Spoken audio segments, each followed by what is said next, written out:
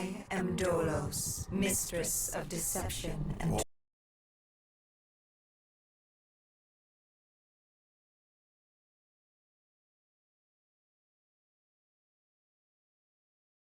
the sound of my voice. Can you hear me? Who's there? I can't see you. My name is Dr. Salim. We've met before. Dr. Salim, where am I? You have fallen between the world of the living and the dead. The void. I'm dead? No, I can't be dead. Deimos, I have to stop him. And you still can. I'll explain as we go. For now, you must trust me. Think back to Coalescence. The start of your journey. The beginning. The beginning.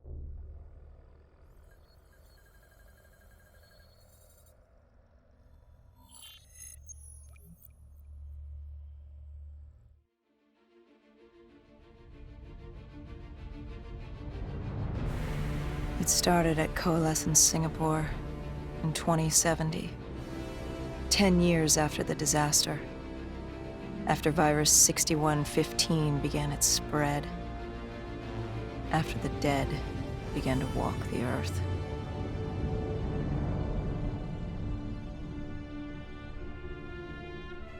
We'd lost comms with John Taylor's squad, another undead extermination team.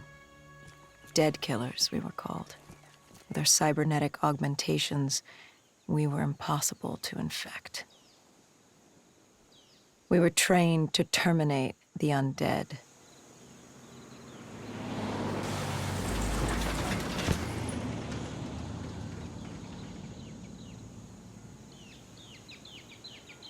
Hendricks was on edge. We were in a quarantine zone, one of many walled-off areas separating humanity from the undead, built to keep the virus and the infected behind their wall, away from the rest of us. The undead weren't our only concern. The 54 Immortals, a local combine who remained in the containment zone, were aware of Taylor's activity. This place was the epicenter of the epidemic. The 2060 Coalescence disaster created the cursed world we lived in today. Any activity at this site would set off alarm bells. Either way, our troubles were only just beginning.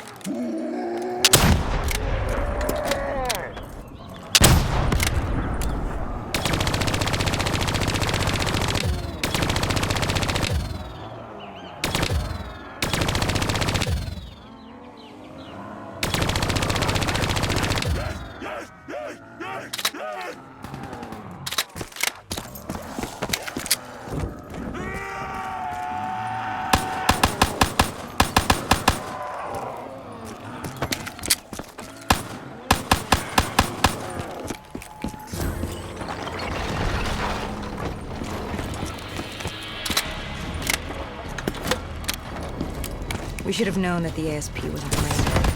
If we were going to bring it down, we need to disable his shield and find a rocket launcher. Hendricks had a bad feeling about this. He wasn't the only one.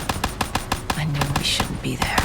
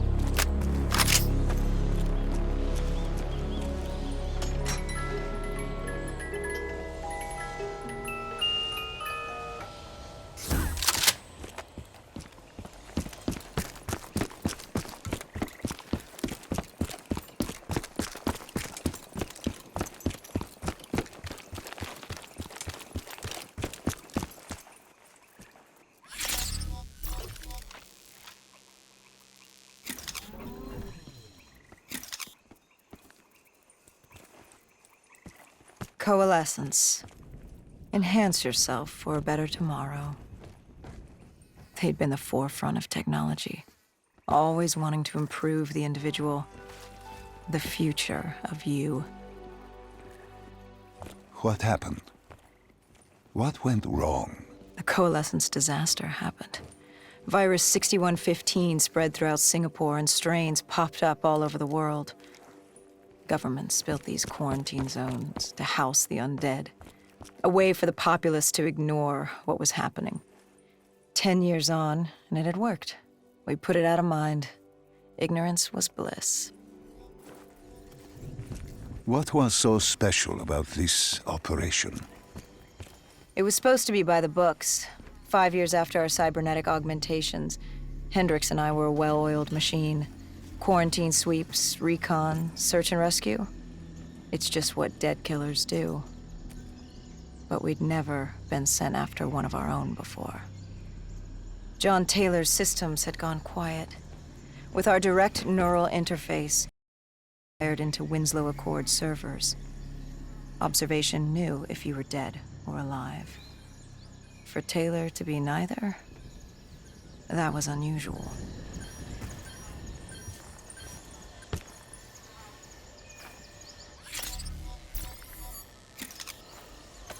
We located an EMF source and uploaded it to Central.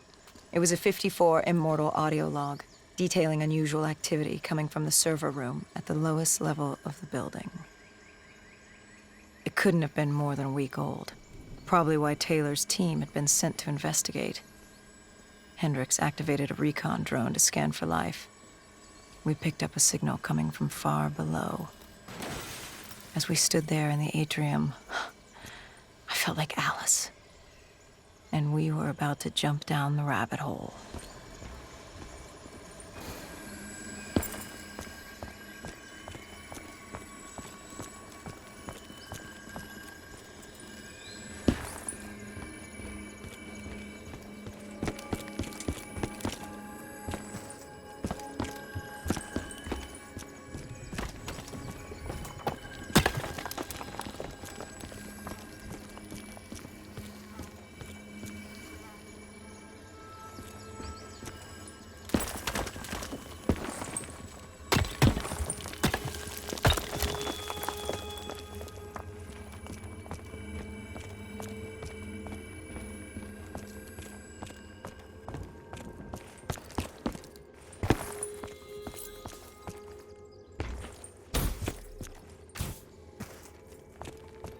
Our drone picked up activity ahead. We should have known we weren't alone down here.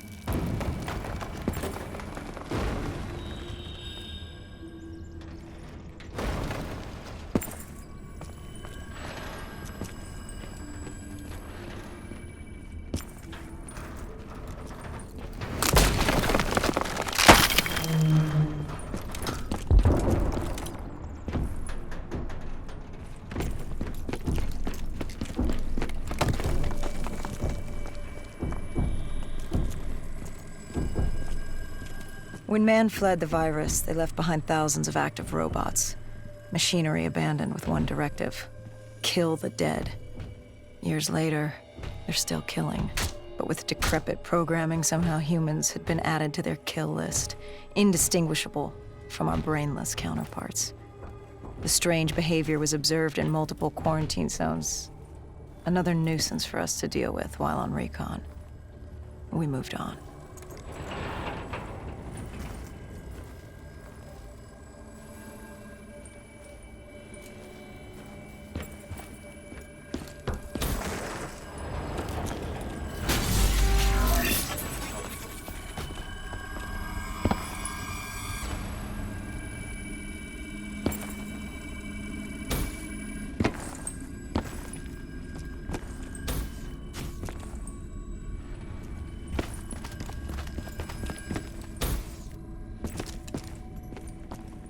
We reached the silo's floor, but the signal came from lower still, below coalescence.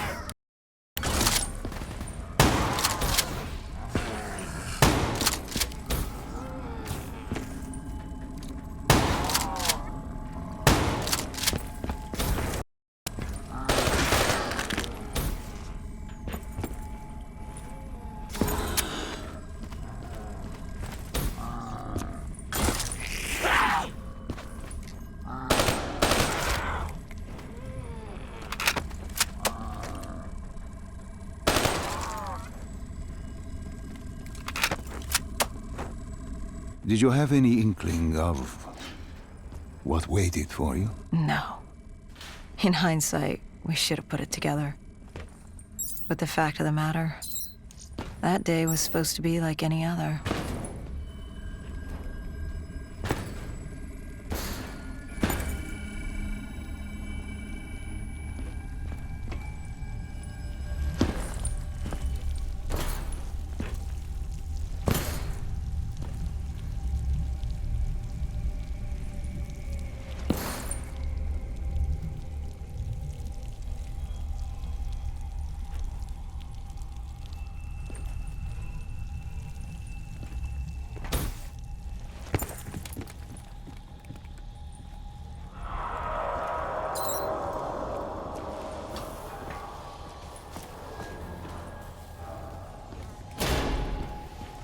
What did you find below Coalescence?